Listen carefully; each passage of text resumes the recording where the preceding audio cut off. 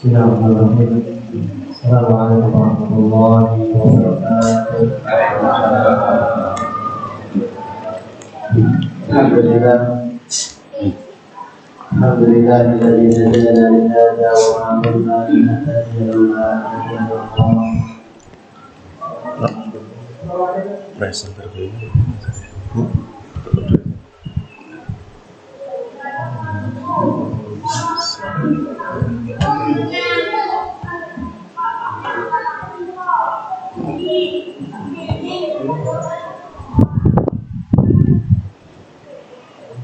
So,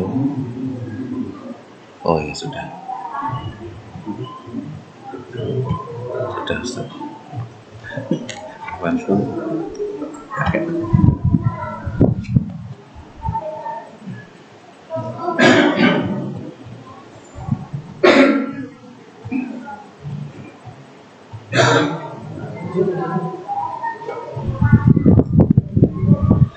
Alhamdulillah rabbil alamin. Wassalatu wassalamu ala nabiyyina Muhammadin wa ala alihi wa sahbihi ajmain. Allahumma taqabbal minna salatana wa ruku'ana wa sujudana wa siyamana wa tammim taqsirana ya rabbal alamin. Allahumma alimna ma yanfa'una wa anfa'na ma 'allamtana wa zidna ilman. Amin ya rabbal alamin. Amma ba'du. Ya ayyuhalladzina amanu taqullaha haqqa tuqatih wa la tamutunna illa wa antum muslimun. Jamaah salat subuh Masjid Baitus Salam hafizakumullah. Alhamdulillah, kita memuji Allah Subhanahu wa taala. Allah sampaikan usia kita di bulan Ramadan yang mulia ini. Tentu rasa bahagia, rasa gembira menyelimuti hati kita semuanya orang-orang beriman. Kita bahagia dengan datangnya bulan ini. Kita bahagia masih diberikan kesempatan untuk bisa melakukan ketaatan amal ibadah di bulan Ramadan yang mulia ini, yang sebagaimana dikatakan oleh Al Hasan Al Basri rahimahullah taala, innallaha ja'ala syahra Ramadan midmaran li khalqihi. Allah Subhanahu wa taala menjadikan bulan Ramadan ini sebagai arena perlombaan, sebagai ajang perlombaan bagi hambanya untuk melakukan ketaatan, untuk mendapatkan ridha Allah Subhanahu wa taala. Yang namanya perlombaan tentu ada yang menang, ada yang kalah. Dan begitulah yang disampaikan oleh Al Hasan Al Basri rahimahullah taala. Maka yang menang, maka mereka berbahagia karena banyaknya ketaatan yang dilakukan di bulan Ramadan. Dan sebagian ada yang kalah, ada yang gagal karena tidak bisa memaksimalkan bulan Ramadan yang sudah hadir padanya. Maka tentu kita berharap semua kita yang hadir, semua kita yang beriman ini ingin memenangkan bulan Ramadan ini dengan menambah amal ketaatan kita, dengan meningkatkan ketakwaan kita, dengan menambah ibadah-ibadah kita di bulan Ramadan ini. Jangan sampai kita masuk kepada kelompok yang kedua, yaitu orang yang gagal. Sudah ikut lomba, sudah masuk di arena perlombaan, tetapi dia tidak bisa memaksimalkannya, sehingga dia harus gagal dalam perlombaan di bulan Ramadan ini.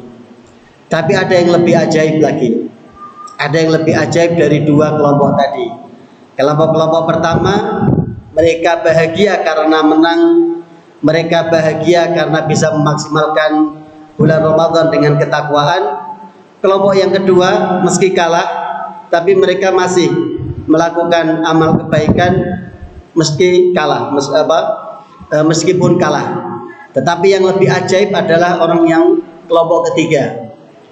Tidak ikut jadi peserta lomba, tidak ikut menang ataupun kalah, tapi dia menjadi orang yang paling bersorak-sorai, ikut bergembira, ikut senangnya, tapi dia tidak ikut dalam perlombaan ini. Siapa mereka? Mereka adalah penonton. Bisanya pas senang, ikut senang, tapi kalau pas gagal ikut memaki-maki. Maka jangan sampai kita masuk kepada kelompok yang ketiga, tidak ikut sama sekali dalam memaksimalkan Ramadan ini dengan ketakwaan. Jangan sampai kita cuma sebagai penonton, jangan sampai kita cuma duduk-duduk saja, tidak mendapatkan kemuliaan bulan Ramadan ini. Maka Ramadan ini sangat istimewa, bulan puasa ini sangat istimewa, karena Allah hanya memanggil orang-orang yang istimewa untuk bulan puasa ini. Hanya orang-orang yang istimewa dari seluruh manusia ini, kita tahu yang dipanggil oleh Allah hanya orang-orang yang beriman. Ya ayyuhalladzina amanu.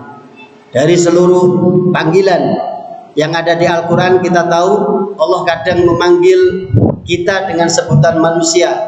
Ya ayyuhan nasu taqu rabbakum. Wahai sekalian manusia, bertakwalah kepada Allah misalkan. Tetapi ada panggilan yang sangat istimewa, yaitu panggilan untuk orang-orang beriman. Salah satunya adalah di ayat tentang puasa Ramadan. Ya ayyuhalladzina amanu kutiba alaikumus syiyam kama kutiba alal ladzina min qablikum la'allakum tattaqun. Maka semoga kita termasuk orang-orang beriman yang ada di dalam ayat ini, yang dipanggil oleh Allah Subhanahu wa taala. Kemudian ketika dipanggil, kita menjawab seruan panggilan Allah dengan melaksanakan ketaatan kepada Allah Subhanahu wa taala. Sebagai lanjutan dari pembukaan ini, kalau bulan Ramadan tidak bisa memperbaiki diri kita masing-masing, kalau bulan Ramadan tidak bisa membuat kita lebih semangat untuk bertakwa, lebih semangat untuk beribadah, lebih banyak lagi untuk melakukan ketaatan kepada Allah, maka demi Allah tidak ada bulan yang lain yang akan lebih bisa membuat kita semangat beribadah. Artinya, kalau bulan Ramadan ini tidak bisa memperbaiki diri kita, tidak ada harapan di bulan-bulan lain akan bisa memperbaiki diri kita. Tidak akan ada harapan itu. Maka sekali lagi, mari kita syukuri betul hidupnya kita, usia kita yang masih ada, sampai kita bertemu dengan bulan Ramadan yang mulia ini. Maka kita syukuri, dan cara kita mensyukurinya adalah menggunakan kenikmatan yang telah Allah berikan, berupa usia, berupa kesehatan, berupa kesempatan, berupa waktu yang lapang untuk melakukan ketaatan kepada Allah Subhanahu wa taala, agar Ramadan ini menjadi pembersih dosa-dosa kita, agar Ramadan ini bisa memperbaiki diri kita. Sebagaimana yang sering disampaikan, perumpamaan bulan Ramadan ini bagi bulan-bulan yang lain seperti perumpamaan Nabi Yusuf alaihissalam bagi 11 saudaranya yang lain. Berkat Nabi Yusuf alaihissalam, 11 saudaranya yang berbuat dosa, 11 saudaranya yang berbuat kesalahan, diampuni kesalahannya oleh Allah karena Nabi Yusuf alaihissalam. 11 saudaranya yang bahkan melakukan kejahatan yang sangat besar, ingin membunuh saudaranya, tapi semua dosa itu terampuni, semua dosa itu diampuni oleh Allah berkat Nabi Yusuf alaihissalam. Maka begitulah Ramadan ini, dia akan memperbaiki dosa kita, kesalahan kita selama 11 bulan yang lain. Sekali lagi, mari kita maksimalkan dengan mengisinya, dengan mengisi hari-hari kita di bulan Ramadan ini dengan ketakwaan, dengan kebaikan-kebaikan, mulai dari puasanya, mulai dari sholatnya. Kalau biasanya yang rutin adalah sholat fardunya, sholat wajibnya, mari kita naikkan level kita lakukan yang sunnah, kita ambil sholat-sholat sunnah rawatibnya. Syukur-syukur malam hari ada tarawih sudah kita lakukan, kita lanjutkan dengan qiyamul lail di sepertiga malam terakhir. Kemudian kita juga bisa memperbanyak tilawah Al-Quran, karena bulan Ramadan ini adalah syahrul Ramadan alladzi unzila fihi Al-Quran. Dia menjadi spesial, bulan Ramadan ini menjadi istimewa karena Al-Quran turun di dalamnya. Kalaulah tidak ada Al-Quran yang turun di dalamnya, maka nilai Ramadan akan sama dengan bulan-bulan yang lain. Sekali lagi, Ramadan ini istimewa karena Al-Quran turun di dalam bulan Ramadan, sebagaimana yang kita tahu di surah Al-Qadar, inna anzalnahu fi lailatul qadar. Maka kita tambah tilawah kita perbanyak tilawah kita, kemudian ibadah yang lain yang juga ringan, dan insya Allah kita bisa melakukannya dimanapun, yaitu memperbanyak berzikir, memperbanyak menyebut nama-nama Allah. Kemudian jangan lupa juga bulan Ramadan adalah bulan kedermawanan. Rasulullah Muhammad SAW adalah orang yang paling dermawan, tetapi puncak kedermawanan beliau adalah ketika bulan Ramadan, lebih-lebih ketika beliau berjumpa dengan malaikat Jibril alaihissalam, maka itu puncak tertinggi kedermawanan beliau sallallahu alaihi wasallam, bahkan lebih dermawan dibandingkan dengan dengan angin yang bertiup, dengan angin yang berhembus.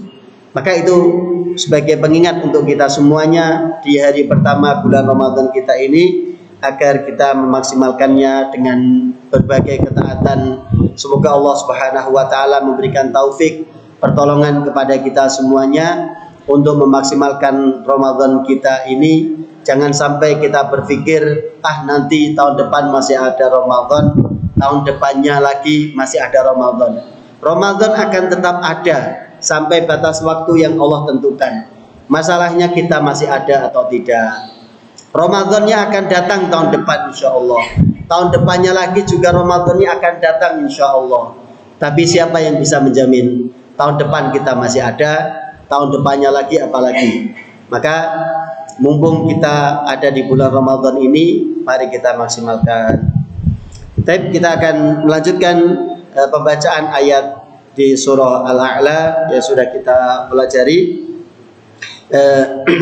Kita sudah sampai di ayat sanuqri'uka fala tansa.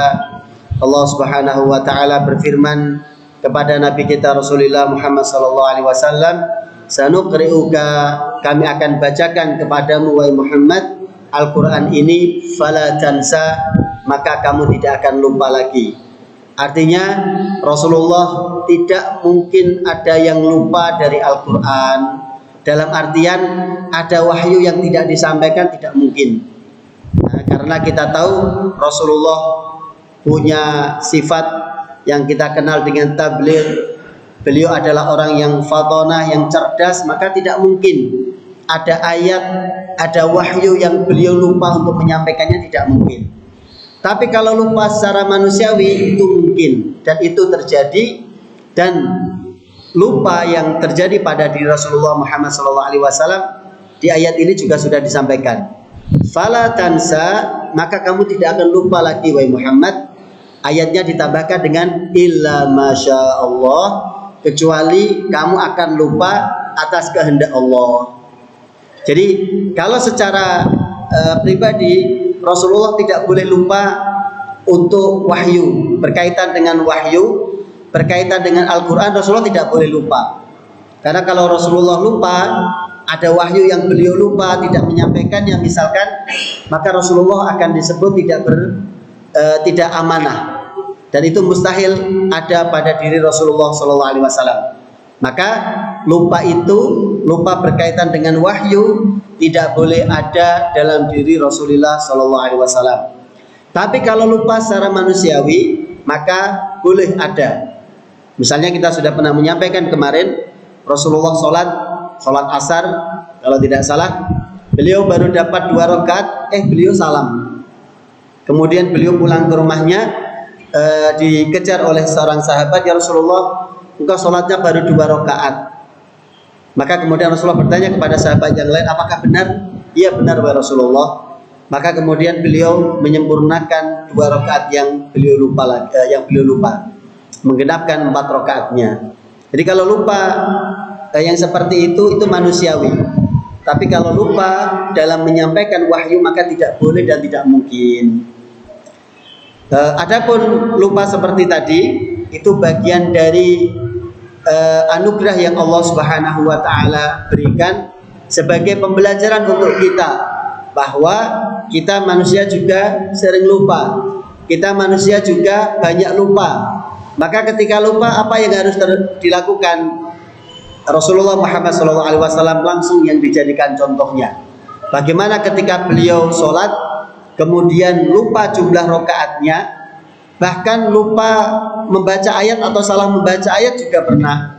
Rasulullah Muhammad SAW ketika mengimami, kemudian ada ayat yang memang beliau lupa, tetapi sahabat tidak berani mengingatkan. Maka begitu selesai sholat, Rasulullah mengingatkan kepada sahabat mulia Ubay bin Ka'ab, "Wahai Ubay, kenapa kamu tidak mengingatkanku tadi ketika sholat?" Bagaimana caranya ya Rasulullah? Maka diajari. Jadi maka diajari bagaimana cara mengingatkan imam yang lupa bacaannya atau ada yang salah bacaannya, bagaimana cara memperbaiki bacaan imam yang lupa, itu diajarkan langsung oleh Rasulullah SAW. Jadi lupa-lupa yang terjadi seperti ini adalah untuk pembelajaran kita sebagai umatnya Rasulullah SAW. Kemudian mampu menghafal adalah sebuah kenikmatan, kita sudah sampaikan di pertemuan yang lalu. Maka kemampuan menghafal ini gunakan untuk menghafal hal-hal yang bermanfaat untuk anak-anak kita. Semangati anak-anak kita untuk menghafal Al-Quran, karena itu yang nanti akan bermanfaat untuk dirinya di dunia dan di akhirat. Bahkan orang tuanya juga kecipratan.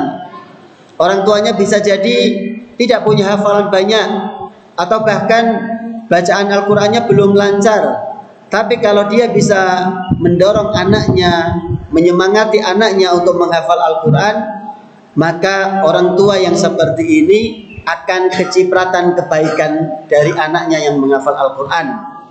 Jadi orang tua yang punya anak menghafal Al-Quran dan mengamalkan Al-Quran yang dia hafal, maka di akhirat nanti Allah akan pakaikan untuk kedua orang tuanya mahkota yang terbuat dari cahaya.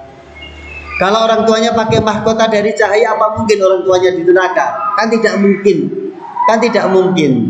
Jadi kalau orang tua yang punya anak penghafal Al-Quran, sebagai imbalan dari Allah atas usahanya dia membuat anaknya menghafal Al-Quran, sebagai balasan dari apa yang sudah dia perjuangkan sampai anaknya menghafal Al-Quran, Allah berikan mahkota dari cahaya, maka mustahil, maka tidak mungkin orang tuanya pakai mahkota dari cahaya tapi makainya di neraka, tidak mungkin. Bahkan nanti ada yang lebih unik lagi. Ada orang tua yang dimasukkan ke dalam surga Allah, dia mendapatkan kemuliaan, kemudian orang tua ini merasa, kok saya dapat banyak ya, kok saya dapat anugerah dari Allah sebesar ini, padahal amalku tidak banyak. Maka dia bertanya kepada Allah, ya Allah, rasa-rasanya saya tidak pantas mendapatkan derajat seperti ini. Rasa-rasanya saya tidak cukup amal saya untuk mendapatkan manzilah, kedudukan di surga seperti ini. Tapi bagaimana bisa saya mendapatkannya? Lihat hadis Rasulullah Muhammad SAW menyebutkan, semua yang kamu dapatkan itu, manzilah itu, derajat yang kamu dapatkan di surga itu memang bukan karena amalmu, tapi bistighfari waladika laka, itu karena anakmu sering memintakan ampunan untukmu. Maka setiap istighfar yang dia bacakan, dia mintakan untukmu, akan meninggikan derajatmu di surga.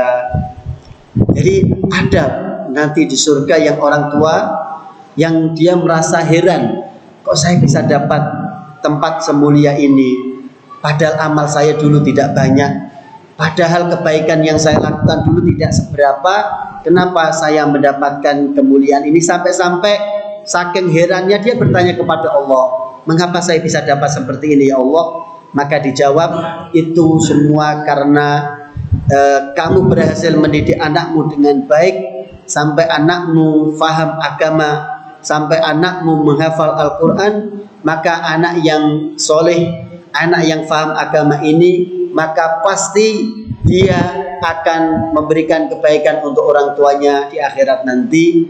Salah satunya adalah dengan memperbanyak memohon ampun untuk kedua orang tuanya. Maka ini sebuah kenikmatan bagi orang tua, bagi kita semuanya. Kalau kita ukur dengan kebaikan amal yang kita lakukan, tentu jangankan masuk surga, selamat dari neraka saja belum tentu kita itu. Kalau melihat amal yang kita lakukan, kita ramainya kalau pas Ramadan saja. Nanti kalau Ramadannya sudah pertengahan, sudah beda lagi nanti suasana masjidnya. Lah kok ini kok minta surga. Nah, jadi kita itu rajinnya, kita itu sregemnya kalau pas Ramadan.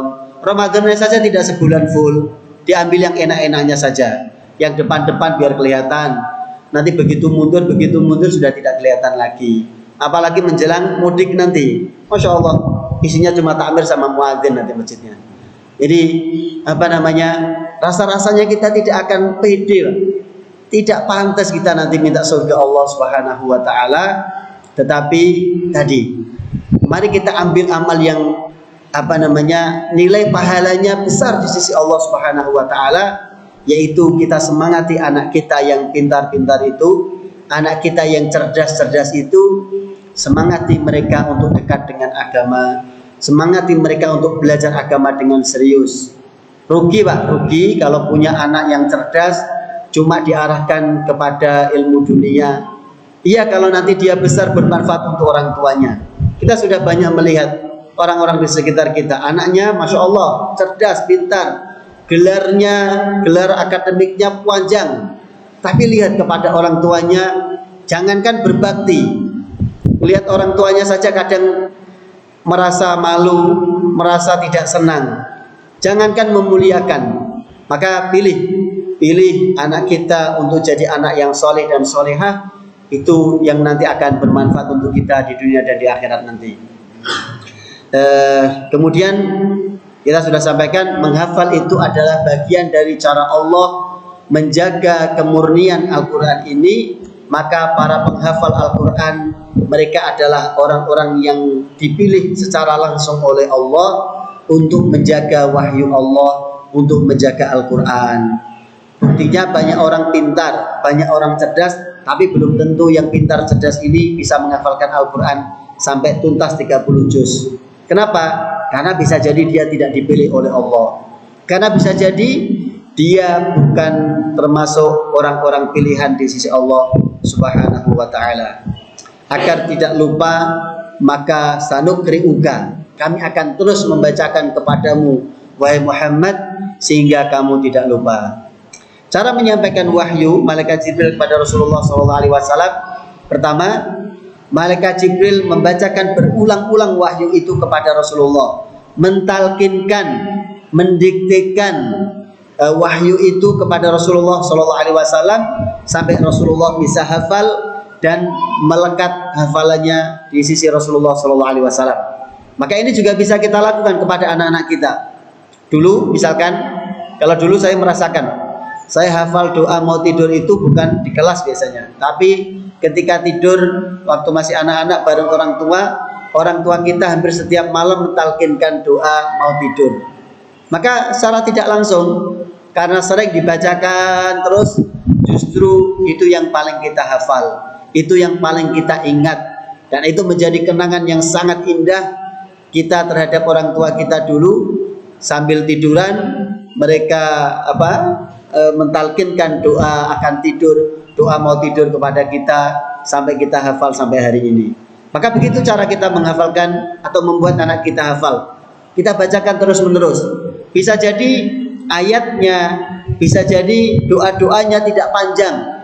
Ada doa kemudian dipotong jadi 2 dan jadi 3, ditalkinkan terus. Maka itu akan memudahkan anak kita untuk menghafalnya.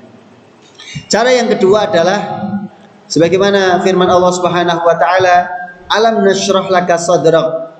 Jadi dilapangkan dada Rasulullah Muhammad SAW, kemudian dimasukkan itu wahyu Al-Quran sampai Rasulullah SAW begitu mendengar sekali, beliau langsung hafal, beliau langsung bisa menghafalkannya.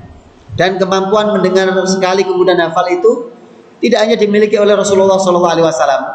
Ada di antara hamba-hamba Allah yang Allah pilih sekali dia mendengar, dia langsung bisa menghafalkan. Dulu ada kisah yang disampaikan oleh Al-Asma'i terkait dengan imam besar Al-Asma'i. Jadi ada seorang raja yang dia bisa mendengar apapun yang dia bisa menghafal apa yang dia dengar dengan sekali mendengar.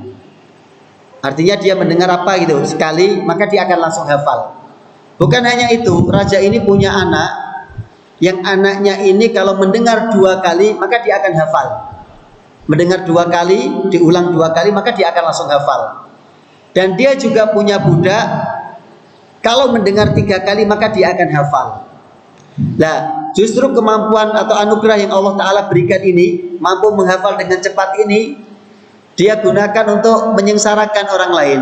Maksudnya menyengsarakan bagaimana? Jadi di zamannya dulu, para penyair, orang-orang yang ahli bersyair itu, mereka dapat nafkahnya itu dari pemberian para raja, para pemimpin. Jadi para penyair ini nanti datang kepada pemimpin, datang kepada para raja, kemudian membacakan untuknya syair-syair pujian, syair-syair sanjungan. Maka ketika raja bahagia, senang dengan syair yang disampaikan, raja akan memberikan imbalan 1 kantong emas biasanya. Nah, di hadapan raja ini, para penyair semuanya tidak dapat apa-apa. Karena setiap penyair yang datang, raja akan mengatakan, coba bacakan untukku syair yang baru yang belum pernah aku hafal. Begitu ada penyair datang, maka dia akan membacakan syairnya. Raja mengatakan, kalau cuma syair ini saya sudah hafal, saya sudah pernah mendengarnya. Jadi begitu dia mendengar sekali dari si penyair, dan raja tadi diberikan anugerah mampu menghafalkan sekali apa yang dia dengar, maka dia mengatakan, kalau cuma syair ini aku sudah pernah mendengarnya dan aku hafal. Maka raja membacakan syair seperti yang dibacakan oleh si penyair tadi. Untuk meyakinkan si penyair, dia mengatakan, jangankan aku juga punya anak yang anaknya tadi disuruh sembunyi di balik tirai. Aku juga punya anak yang anakku hafal syairmu. Artinya syairmu ini bukan syair yang baru. Maka anaknya dipanggil, kemudian suruh membacakan syair dari orang yang tadi membacakannya. Karena dia sudah 2 kali mendengar dari si penyair pertama, yang kedua mendengar dari ayahnya sang raja ini. Kemudian raja mengatakan lagi, saya juga punya pembantu yang juga hafal, atau budak yang juga hafal syairmu ini. Maka dipanggil budaknya yang tadi disuruh sembunyi di balik tirai, sehingga budaknya ini kan mendengar 3 kali. Mendengar dari penyair, mendengar dari raja, mendengar dari anaknya raja. Berarti 3 kali mendengar, dia langsung hafal. Maka budaknya ini kemudian membacakan syair. Akhirnya penyair ini tidak dapat apa-apa dari sisi raja. Setiap penyair yang datang selalu begitu, Pak.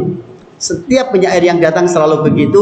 Raja selalu mengatakan, kalau cuma syair ini aku sudah pernah mendengarnya dan aku sudah hafal syairmu. Berarti ini bukan sesuatu yang baru. Maka para penyair ini kemudian melaporkan kepada Al-Asma'i, seorang ulama yang luar biasa. Mereka mengeluhkan, wahai Asma'i, kalau dulu kepada para raja, para pemimpin yang dulu, kami suka dapat imbalan dari syair-syair yang kami bacakan kepada mereka. Tetapi dengan raja yang sekarang, kami tidak dapat apa-apa. Karena raja selalu mengatakan, syair yang kamu bacakan ini syair yang lama, saya sudah menghafalnya. Maka oleh Al-Asma'i rahimahullah ta'ala, dikerjai raja ini. Dikerjai raja ini, beliau datang ke hadapan raja sama, wahai raja, saya ingin membacakan syair yang belum pernah engkau dengar sebelumnya. Coba bacakan. Kemudian Asma'i mengatakan, tapi saya punya syarat. Kalau memang betul syairku ini adalah syair yang baru, kamu belum pernah menghafalnya sebelumnya, maka aku minta imbalan. Ya sudah, sebutkan imbalannya apa? Maka Asma'i ini kemudian mengatakan, syairku ini kalau memang nanti syair yang baru, maka aku akan minta syairku ini nanti ditulis di benda tertentu, kemudian ditimbang dan dibayar dengan emas seberat timbangan benda yang di atasnya ditulis syair yang saya bacakan ini. Raja kemudian dengan apa namanya, dengan kesombongannya, karena dia merasa sekali mendengar akan hafal, maka dia menyanggupi, baik, aku akan turuti permintaanmu.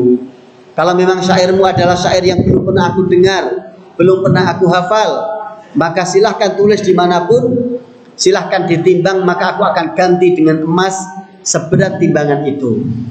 Maka kemudian Asma'i membacakan syairnya yang judulnya Sautu Sofiril Bulbuli. Syairnya sangat susah, dan Masya Allah begitu dibacakan dari awal sampai akhir, raja yang tadi punya kecerdasan, punya anugerah mampu menghafal dengan cepat tadi, mendengar syairnya Asma'i, dia yang orang Arab, dia bisa menghafal secepat itu, tapi untuk syairnya Asma'i ini dia tidak bisa menghafalnya. Maka kemudian raja kelabakan, dia mengatakan, syairmu ini bisa dibacakan oleh anakku. Maka anaknya dipanggil. Nah, ulangi syair yang dibacakan oleh Asma'i ini. Sementara anaknya baru mendengar sekali. Padahal anaknya ini punya kemampuan mendengar atau mampu menghafal kalau sudah mendengar 2 kali. Maka anaknya ketika baru mendengar sekali, dia juga tidak hafal. Maka dipanggil lagi budaknya, bacakan syair yang kamu dengar dari Asma'i ini. Apalagi budaknya, dia baru mendengar sekali dari Asma'i, padahal dia punya kemampuan menghafal kalau sudah mendengarkan 3 kali. Maka akhirnya raja marah kan, gimana ini kalian kamu tidak bisa menghafal? Karena beliau sendiri juga tidak bisa menirukan syair tersebut. Akhirnya mau tidak mau raja harus membayar atau memenuhi ucapannya tadi. Asma'i kemudian menuliskan syairnya di mana? Di sebongkah kayu. Jadi syairnya ditulis di sebongkah kayu, kemudian ditimbang. Begitu ditimbang, tadi raja harus membayarnya dengan emas seberat timbangan apapun benda yang digunakan untuk menulis syairnya. Maka kemudian akhirnya raja ini menyerah, karena ternyata bahkan seluruh kekayaannya digunakan untuk membayar syairnya Asma'i ini tidak akan cukup. Maka Asma'i kemudian hanya mengatakan kepada raja, wahai raja, aku tidak minta semua hartamu, tetapi aku hanya minta kepadamu, kembalikan nafkah para penyair yang biasanya mereka datang kepada para raja membacakan syair, mereka dapat imbalan, maka kembalikan lagi nafkah mereka, berikan lagi nafkah untuk mereka ketika mereka datang kepada Anda. Maka itu, jadi kemampuan menghafal sekali mendengar itu bukan hanya dimiliki oleh Rasulullah SAW, bahkan di antara hamba-hamba Allah yang lain juga ada yang punya kemampuan yang luar biasa sekali menghafal tadi. Tapi ya sekali lagi, gunakan kemampuan itu untuk kebaikan.